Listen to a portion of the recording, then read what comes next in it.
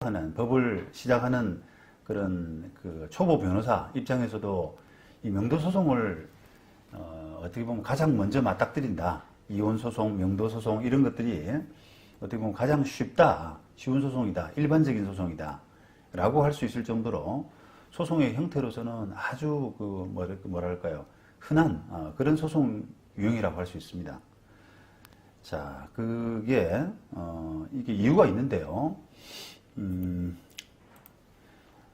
만약에 이제 우리가 뭐 여러 가지 분쟁을 할 때 쟁점이 있지 않습니까? 다툼의 쟁점이 서로가 있을 수가 있는데, 뭐 예를 들어서 최근에 뭐 그 주택임대차보호법상에 그 임차인의 갱신요구권 이 부분 한번 예를 들어 볼까요? 지금 막 다툼이 지금 많이 생길 수 있는 사건인데, 그 임차인이 그 갱신요구권 행사해서 못 나가겠다, 2년 더 살겠다 이렇게 하는 마당에 임대인이 내가 그 실거주 하겠다라고 이렇게 다툼이 시작되면은 결국은 그런 소송의 형태가 명도소송이라는 형태로 벌어질 가능성이 많거든요.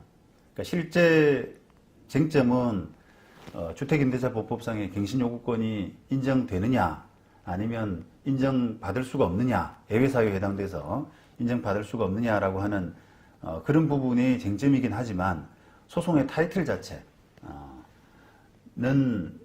그 건물 명도라고 하는 타이틀을 가지고 들어오게 되거든요. 그래서 그런 이제 그런 부분 때문에 명도 사건이 참 많습니다. 예를 들어서 또 지금 보신 것처럼 뭐 유치권 분쟁 이런 부분에서도 실제 쟁점은 유치권이 존재하는지 하는 부분인데도 명도 사건의 어떤 소송 형태가 많고요. 그 다음에 상가 권리금 회수 이런 부분도 실제로는 또 타이틀은 명도 사건으로 진행되는, 또 경매에서 허위 임차인이 있느냐 이 부분이 쟁점인데 결국은 또 형태는 명도 사건, 이렇게 이제 그 실제 쟁점이 결국은 귀결은 명도로 이루어지는 경우가 많단 말이죠. 그래서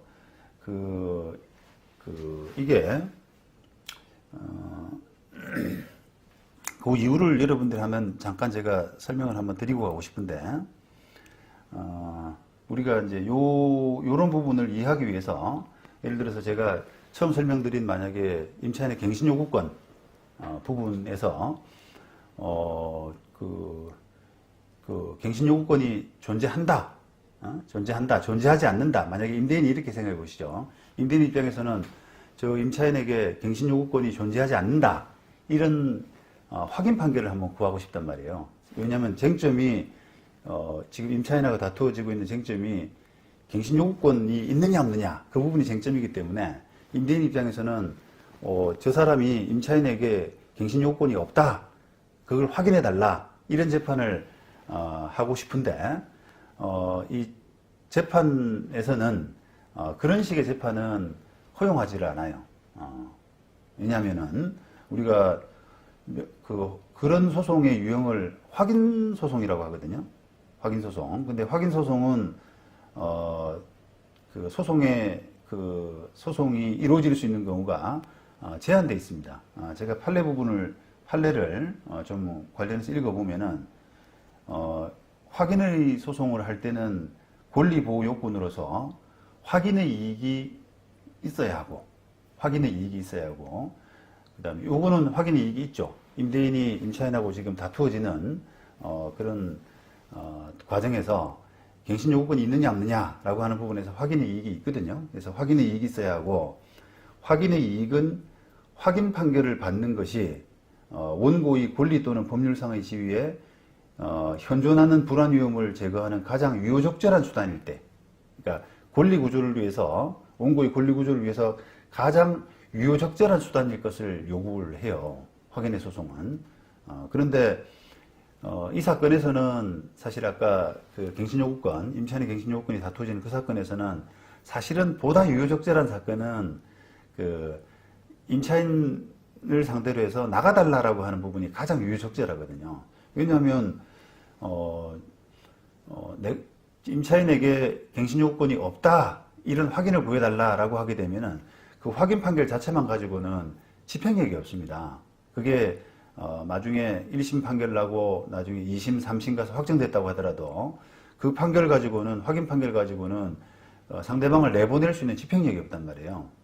그러니까 판사 입장에서는 만약에 그런 사건에서 소송이 들어왔다면 왜 확인 소송을 굳이 하느냐? 바로 명도 소송을 하면 될 것이지 라고 해서 확인 판결을 하는 이유를 이제 구체적으로 좀 캐묻고 그게 부적절하다고 생각하면은 이행 판결 형식으로 구하라 라고 하게 돼요.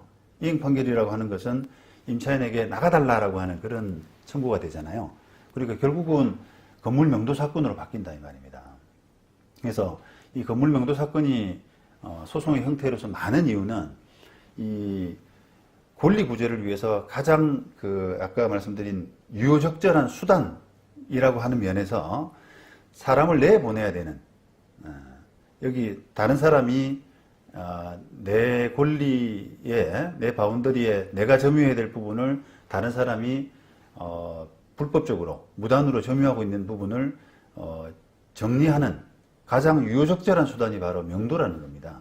그래서 그 이유 때문에 다른 쟁점은 여러 가지지만 결국은 명도 나가달라 이렇게 이제 어떤 귀결이 이루어지기 때문에 소송 형태로서 명도가 참 많아요.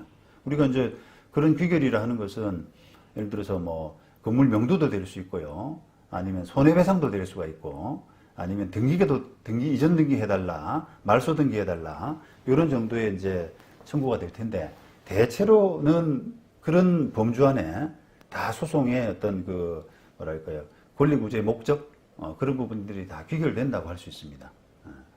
그래서 건물 명도는 어찌 보면 그런 면에서 사건이 굉장히 많고 또 그렇기 때문에 건물 명도의 어떤 쟁점, 우리가 임대차 분쟁이든 뭐 유치권 분쟁이든 뭐 권리금 분쟁이든 이런 부동산 사건에서의 어떤 쟁점들의 귀결이라고 할 수 있는 그 성격이기 때문에 그 건물 명도 사건의 특징 이런 부분들을 여러분들이 좀 세심하게 좀 잘 알아야 되는 그런 필요성이 있는 거죠.